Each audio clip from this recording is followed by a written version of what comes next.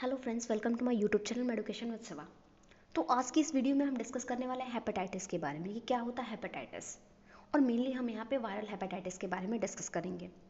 तो viral hepatitis क्या होता है? Hepatitis is a inflammation of the liver. यानी कि हेपेटाइटिस क्या है? ये हेपेटाइटिस एक ऐसी कंडीशन है जिसमें क्या होता है कि हमारे लीवर में इन्फ्लामेशन हो जाता है।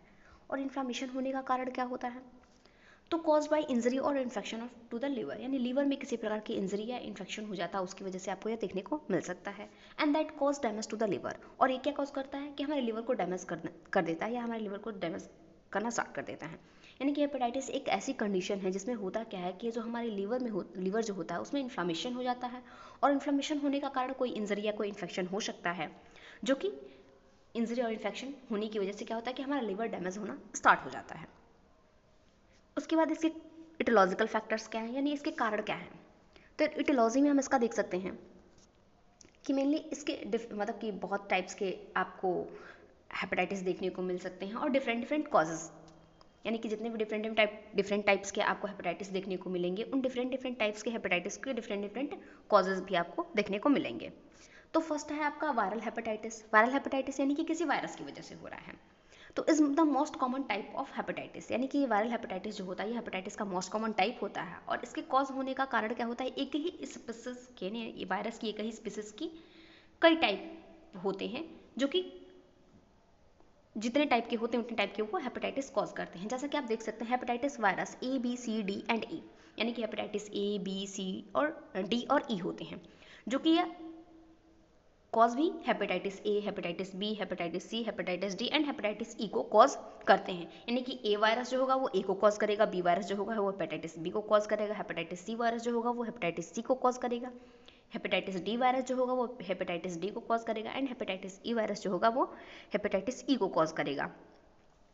उसके बाद हम देखेंगे अल्कोहलिक हेपेटाइटिस, यानी कि अल्कोहलिक हेपेटाइटिस क्या होता है।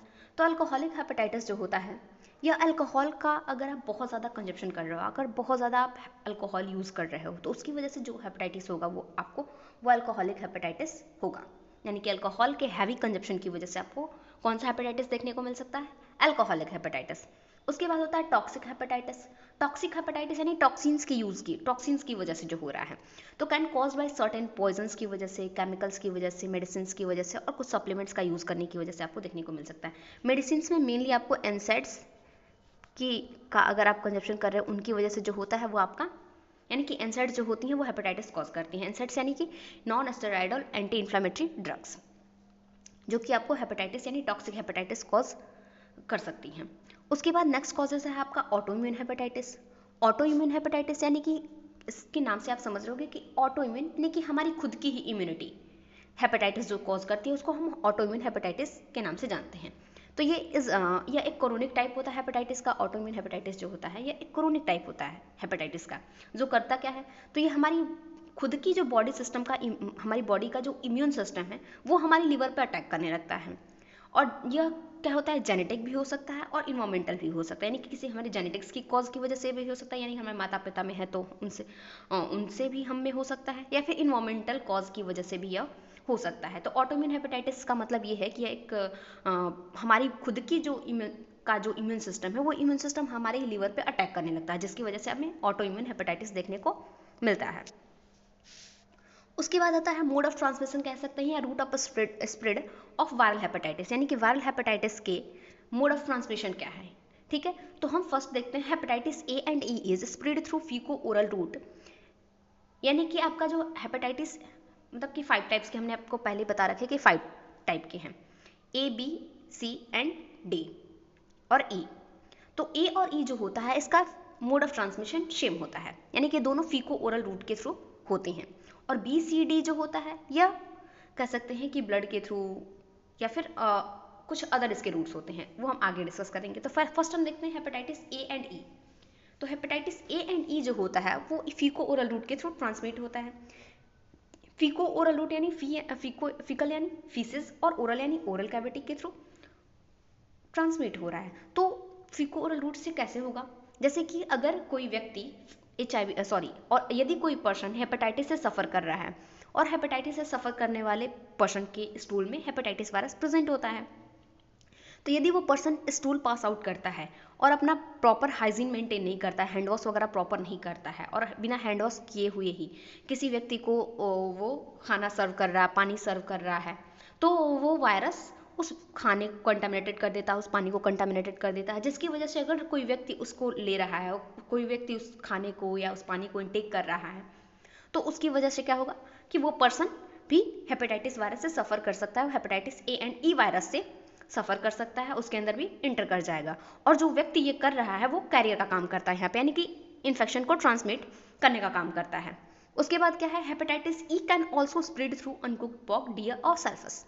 और हेपेटाइटिस ई वायरस जो होता है वो और किन किन चीज़ों से फैलता है, तो अनकुक्ड पॉक यानी कि आप अनकुक्ड पिग या रॉ पिग का आप कंजप्शन कर रहे हैं, इनटेक कर रहे हो, तो उसकी वजह से हो सकता है डियर और सल्फस, यानी कि अगर सल्फस जो अगर कंटामिनेटेड वाटर में सल्फस ग्रो कर रही हैं और वहाँ से आप उन सल्फस को हार्वेस्ट करके इनटेक कर रहे हो, तो उसकी वजह से जो आपको होगा वो हेपेटाइटिस ई हो सकता है।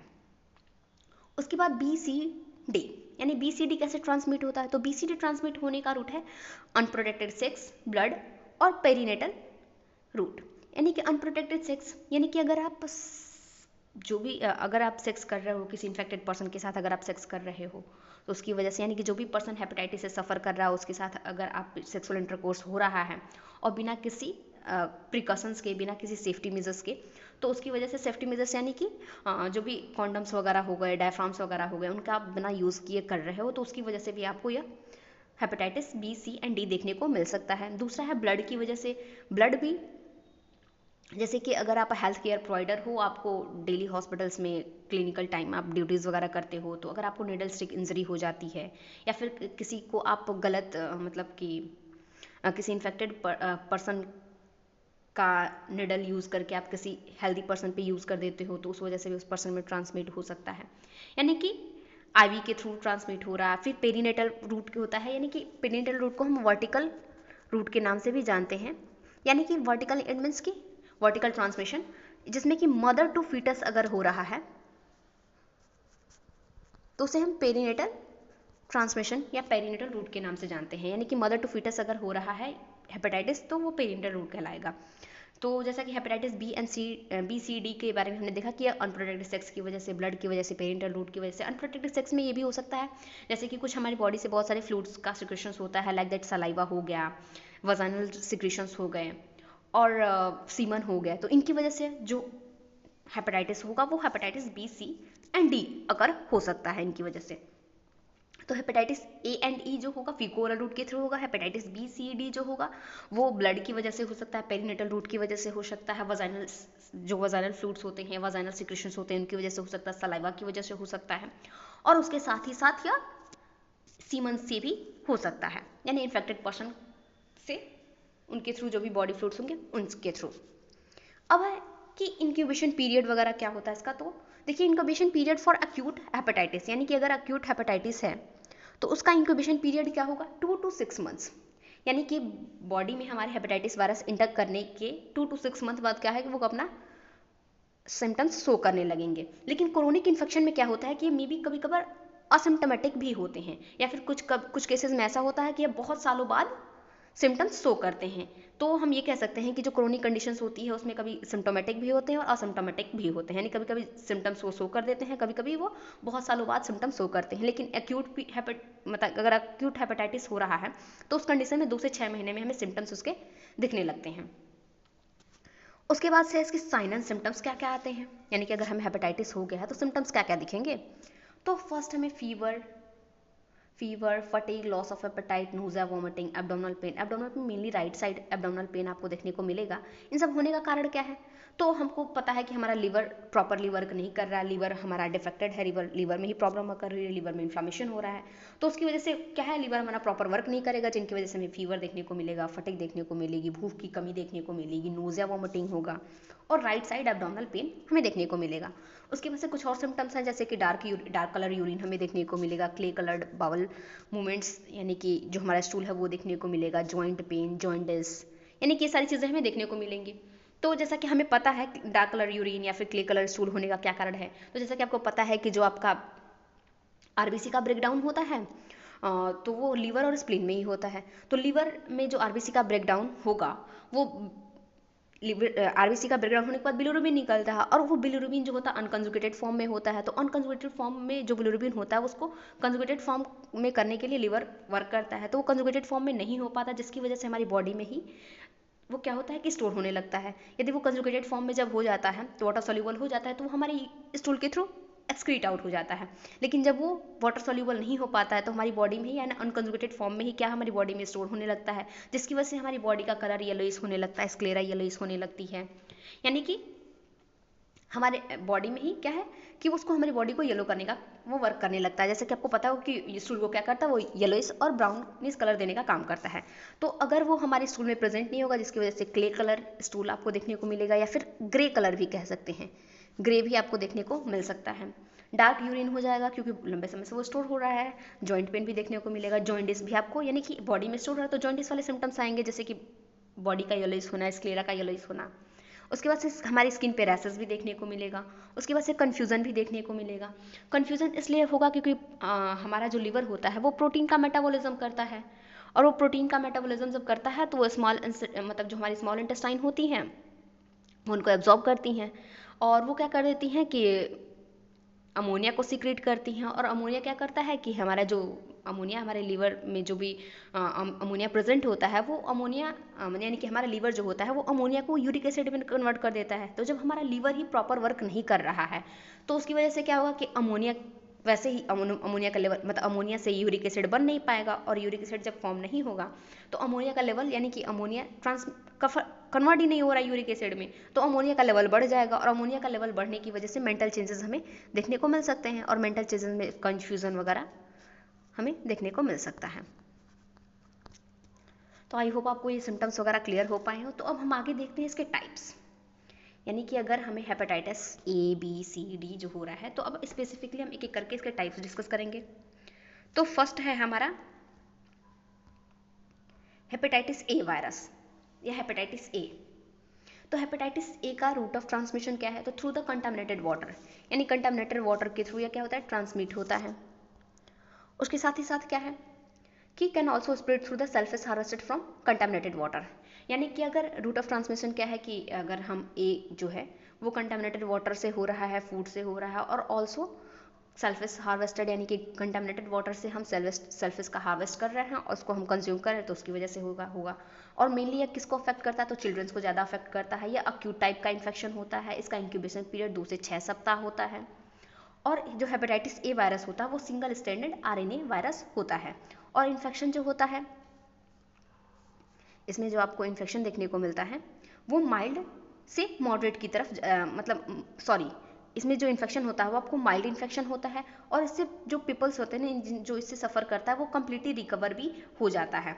और ये हेपेटाइटिस ए अगर हो जाता है तो उसकी वजह से हमारी हमारी इम्यून सिस्टम जो होता है वो स्ट्रांग हो जाता है, उसके प्रति एंटीबॉडी अपनी डेवलप कर लेता है, जिसकी वजह से अगर आगे हमको हेपेटाइटिस ए इन्फेक्शन होता है तो वो हमें डिजीज नहीं कॉज कर पाएगा, क्योंकि उसकी एंटीबॉडी हमारी बॉडी में डेवलप हो चुकी है। डायग्नोस्टिक टेस्ट इसके क्या क्या होते हैं, तो डायग्नोस्टिक टेस्ट में मेनली हम आईजीएम करते हैं, यानी कि शुरुआती अवस्था में जब हमको अगर हुआ होता है तो हमारे ब्लड में एक्टिव इन्फेक्शन जब मतलब कि जब हमारी बॉडी में इन्फेक्शन प्रेजेंट होता है तब आईजीएम हमें देखने को मिलता है। और जब हम रिकवरी वाले टाइम पीरियड में होते हैं उस समय हमें आईजीजी देखने को मिलता है। यदि हम रिकवर हो चुके होते तो हमें आईजीजी देखने को मिलेगा, और अगर हम एक्टिव इन्फेक्शन अगर एक्टिव है हमारी बॉडी में तब हमें आईजीएम देखने को मिलेगा। हेपेटाइटिस ए एंटीजन जो होता है ये सिक्रेट मतलब हमारे स्टूल में सिक्रेट होता है, मतलब स्टूल के थ्रू ये सिक्रेट होता है। और ये क्या करता है कि लाइफ लॉन्ग इम्यूनिटी हमें दे देता है आईजीजी मतलब आईजीजी एंटीबॉडीज़ के थ्रू, यानी कि anti H hepatitis A virus जो होता है एंटीबॉडी हमारी बॉडी में डेवलप हो जाती है।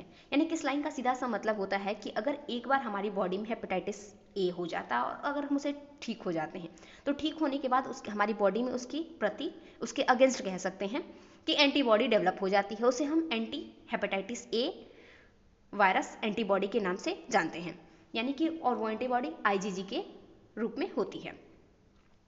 उसके बाद हम इसमें ट्रीटमेंट वगैरह केयर वगैरह क्या कर सकते हैं, तो हम इसे रेस्ट करने को कहेंगे, सपोर्टिव ट्रीटमेंट प्रोवाइड करेंगे, and immunoglobulin can be given with in 2 weeks of exposure. और अगर हेपेटाइटिस ए से एक्सपोजर हुआ है, उसके एक्सपोजर होने के लगभग 2 सप्ताह के अंदर ही, 2 वीक्स के अंदर ही हमें इम्यूनोग्लोबिन्स देने होते हैं। और दूसरा चीज़ क्या है, हमें इसमें हैंड हाइजीन और सैनिटेशन वगैरह, हैंड हाइजीन और सैनिटेशन प्रॉपर मेंटेन करना होता है। और इसका प्रिवेंशन क्या होता है, तो हम इसके प्रिवेंशन के तौर पे मतलब इसका प्रिवेंशन कैसे करते हैं, तो इसके प्रिवेंशन के लिए हम हेपेटाइटिस ए वैक्सीन देते हैं। हेपेटाइटिस ए वैक्सीन प्रिवेंशन के लिए दिया जाता है, ताकि हमें फ्यूचर में हेपेटाइटिस ए ना हो, इसके लिए हमें प्रिवेंशन के तौर पे हेपेटाइटिस ए वैक्सीन दी जाती है। अब उसके बाद हम डिस्कस करेंगे हेपेटाइटिस ई। मतलब हेपेटाइटिस ई हम यहीं पे देख लेते हैं, क्योंकि ये दोनों लगभग सेम है। तो हेपेटाइटिस ई जो होता है, इसका रूट ऑफ ट्रांसमिशन जैसे हमने पहले बताया कि फीको ओरल रूट होता है, और यह ऑल्सो स्प्रेड कैसे होता है, तो अनकुक्ड पॉक, डियर और सल्फिस की कंजप्शन की वजह से भी, कंज्यूम करने की वजह से भी हो सकता है। इसका इंक्रीजेज रेट क्या होता है, तो rate increases with age affecting adults over 50। यानी कि इसका यह मतलब ज़्यादातर क्या है कि एडल्ट यानी कि ओवर 50 वाले जो पीपल्स होते हैं उनमें देखने को मिलता है। यह भी एक्यूट टाइप का ही इन्फेक्शन होता है, और इंक्यूबेशन पीरियड इसका भी 2 to 8 वीक्स होता है। यानी कि उसका 2 to 6 वीक्स था, इसका 2 to 8 वीक्स है। और ये भी सिंगल स्टैंडर्ड आरएनए वायरस होता है, यानी हेपेटाइटिस ई वायरस भी सिंगल स्टैंडर्ड आरएनए वायरस होता है। और ये वायरस जो होता है डिटेक्टेबल होता है, ये स्टूल में डिटेक्टेबल होता है और ब्लड सीरम में भी। इंक्यूबेशन पीरियड के दौरान अगर आप इसका डायग्नोसिस करते हो तो आपको ब्लड में भी दिखाई देखने को मिलेगा, आईजीजी एंड आईजीएम। उसके बाद से क्या है, आईजीएम यानी कि और इसके अगेंस्ट जो हमारी anti hepatitis E virus immunoglobulins M भी डेवलप हो जाती हैं, जो कि हमने बताया, जिसमें कि रिकवरी के बाद हमें आईजीएम देखने को मिलेगा। नेक्स्ट क्या है, most people get fully recover from this virus. और बहुत सारे पीपल्स क्या होते हैं कि यह रिकवर भी हो जाते हैं, अगर हेपेटाइटिस ई होता है तो उससे वो रिकवर भी हो जाते हैं। लेकिन बहुत सारे मतलब कुछ ऐसे भी केसेस, या कह सकते हैं रेयर केसेस में क्या होता है कि यह काफ़ी ज़्यादा सीवियर भी हो जाता है, जिसकी वजह से क्या होता है कि है मतलब कि उसकी वजह से हमारा जो लीवर होता है, हेपेटाइट यानी कि जो हमारा लीवर होता है वो काफ़ी ज़्यादा डैमेज हो जाता है, या फिर अक्यूट लिवर फेल्योर की भी कंडीशन देखने को मिल सकती है। और ये मेनली हमें किस में देखने को मिलता है, तो ये प्रेग्नेंट वुमेन में देखने को मिलता है। ये फुलफिलमेंट का मतलब है सीवियर फॉर्म, हेपेटाइटिस का सीवियर फॉर्म इसमें देखने को मिलता है, ठीक है। लेकिन यह बहुत रेयर है, और वो देखने को किसमें मिलता है, तो प्रेग्नेंट वुमेन में। उसके बाद से क्या है, ribavirin and interferon alpha can be given to immunosuppressed people. और इसके ट्रीटमेंट के तौर पे हम रिबावेरिन और इंटरफेरॉन अल्फा देते हैं, ताकि वो क्या कर दें, इम्यूनोसप्रेस्ड मतलब जो भी इम्यूनोसप्रेस्ड पीपल्स होते हैं उनको हम ये ट्रीटमेंट के तौर पे देते हैं, इंटरफेरॉन अल्फा और रिबावेरिन। आई होप आपको ए और ई क्लियर हुआ होगा। तो अब हम आगे इसके हेपेटाइटिस बी के बारे में देखते हैं कि हेपेटाइटिस बी क्या होता है। जहाँ आपको समझ में आना है तो आप वीडियो को पीछे करके देख सकते हैं, ताकि वो आपको क्लियरली समझ में आ पाए। तो हेपेटाइटिस बी जो होता है, यह डीएनए वायरस होता है।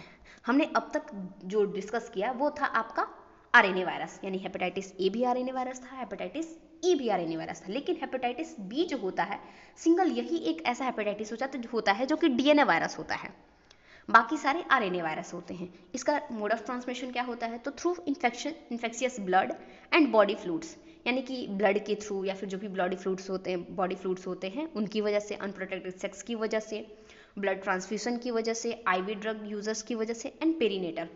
तो जैसा कि हमने आपको इसके बारे में पहले बता रखा कि ब्लड के थ्रू जो भी हम आईवी ड्रग्स वगैरह देते हैं उनकी वजह से, ब्लड ट्रांसफ्यूजन की वजह से, और पेरीनेटल यानी कि वर्टिकल ट्रांसमिशन, यानी मदर टू फिटस में ट्रांसमिट होने के भी इसके चांसेस होते हैं, उससे भी ये ट्रांसमिट होता है। और अनप्रोटेक्टेड सेक्स, जिसमें कि जो भी वर्जाइनल फ्लूइड्स होते हैं, सीमन होता है या फिर सलाइवा होते हैं, उनकी वजह से भी यह ट्रांसमिट होते हैं। ये कंडीशन क्या है, हमने अभी तक जो देखा उसमें हमने ये देखा कि अक्यूट और केवल अक्यूट हो रहे थे, लेकिन ये क्या है, ये अक्यूट और क्रोनिक दोनों है, यानी अक्यूट भी देखने को मिलता है और क्रोनिक भी 95% जो इन्फेक्शन होता है वो इन्फेंसी यानी कि चाइल्डहुड वाली इन्फेंसी वाले स्टेज में ही देखने को मिलती है। चाइल्डहुड में नहीं, बचपन में जो इन्फेंसी वाला टाइम पीरियड होता है उसमें ही आपको देखने को मिलता है। क्रोनिक जो होता है इसमें मतलब यूजुअली सिम्टम्स देखने को नहीं मिलते हैं, लेकिन कभी कभी लिवर सिरोसिस या लिवर कैंसर भी डेवलप कर सकता है। यानी कि जो हेपेटाइटिस बी होता है क्रोनिक अगर होने की कंडीशन में कभी कभी ये सिम्टम्स नहीं दिखाता है, लेकिन ये कॉज क्या क्या कर देता है, मतलब इसकी वजह से लिवर सिरोसिस या लिवर कैंसर भी डेवलप हो सकते हैं। उसके बाद से इसका इंक्यूबेशन पीरियड क्या होता है, तो इसका इंक्यूबेशन पीरियड 1 to 6 मंथ होता है, यानी 1 से 6 माह के अंदर या बॉडी में एंटर करने के बाद 1 से 6 माह। इंक्यूबेशन पीरियड मतलब नॉर्मली होता क्या है कि जब हमारी बॉडी में यानी कि वायरस एंटर किया और जब उसने सिम्टम शो किया, तो उनमें उनके बीच जितना टाइम लगता है उसी को इंक्यूबेशन पीरियड कहते हैं, यानी कि एंटर करने से लेकर के सिम्टम शो करने तक का टाइम पीरियड को ही हम इंक्यूबेशन पीरियड कहते हैं। तो लगभग 1 to 6 मंथ में यह इसका इंक्यूबेशन पीरियड होता है। In fact infants and young children are at increase risk, और जो इन्फेंट्स होते हैं और जो यंग चिल्ड्रंस होते हैं उनको ज़्यादा चांसेस होता है, ज़्यादा रिस्क होता है हेपेटाइटिस बी होने का। उसके बाद से क्या है, डायग्नोस्टिक टेस्ट इसका क्या होता है, तो इसमें हम hepatitis B surface antigen test perform करते हैं, जिससे कि क्या होता है कि इन्फेक्शन हमें मतलब प्रेजेंट होता है उसके सरफेस पे। उसके बाद से क्या है, anti hepatitis B surface examination करते हैं, यानी कि उसके अगेंस्ट, यानी कि जो सरफेस पे जो प्रेजेंट है एंटीजन, उसके अगेंस्ट हम इसमें प्रोटेक्शन शो करते हैं, यानी प्रोटेक्शन देते हैं, एंटी HBS देते हैं, जो कि प्रोटेक्शन प्रोवाइड करता है हेपेटाइटिस बी वायरस से। ट्रीटमेंट फॉर क्रोनिक, यानी कि जो क्रोनिक हेपेटाइटिस हो रहा है उसके लिए ट्रीटमेंट क्या देंगे, तो एंटीवायरल और इंटरफेरॉन अल्फा हम इसमें प्रोवाइड करते हैं। एंटीवायरल जिसमें कि टेनोफोविर एंड इंटरफेरॉन अल्फा, हम इसमें भी वही जैसे हमने पहले दे रखा था वही इंटरफेरॉन अल्फा इसमें भी दे रहे हैं। हेपेटाइटिस बी वैक्सीन जो होता है हम बर्थ के जितना जल्द हो सके, वेरी सुन एज पॉसिबल हम इसे एट बर्थ ही दे देते हैं, या फिर विद इन 24 आवर्स हमें इसे देना होता है। और उसके बाद 2 to 3 डोजेज इसके दिए जाते हैं एटलीस्ट 4 वीक्स तक, यानी कि लगभग 4 सप्ताह तक 2 से 3 डोजेज इसके भी देने होते हैं। अगर हम 2 से 3 डोजेज देते हैं पर वीक देते हैं, और उसके बाद अगर हम दे देते हैं तो उसके बाद किसी पर्सन को बूस्टर डोज लेने की रिकमेंड नहीं होती है। उसके बाद से इम्यूनोग्लोबिन आफ्टर एक्सपोजर, से उसमें भी वही प्रोसेस है कि इम्यूनोग्लोबिन आपको कब देना है, तो एक्सपोजर के बाद आपको इसमें इम्यूनोग्लोबिन देना है। अब उसके बाद हेपेटाइटिस सी, तो हेपेटाइटिस सी जो होता है यह RNA वायरस होता है, और इसका रूट ऑफ ट्रांसमिशन जो होता है सेम हेपेटाइटिस बी की तरह होता है, और ये भी अक्यूट और क्रोनिक दोनों टाइप में देखने को मिलता है आपको, जिसमें क्रोनिक जो होता है 80% क्रोनिक केसेस देखने को मिलती हैं। इसका इंक्यूबेशन पीरियड जो होता है 2 to 3 मंथ होता है, यानी 2 से 3 महीने होता है। डायग्नोस्टिक टेस्ट इसमें, तो इसमें anti hepatitis C vaccine anti hepatitis C virus आपको ब्लड में देखने को मिलता है।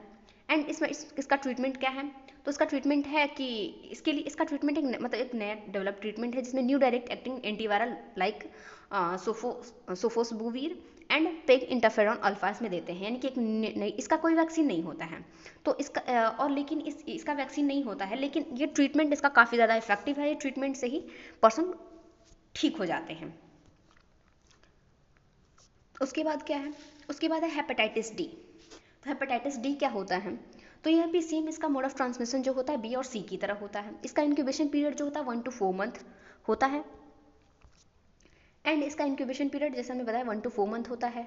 और इसमें क्या होती है कि जो हेपेटाइटिस बी वायरस है, in order to infect the host, यानी कि यदि किसी पर्सन को हेपेटाइटिस बी वायरस हुआ है तो उसकी वजह से आपको हेपेटाइटिस डी देखने को मिलेगा।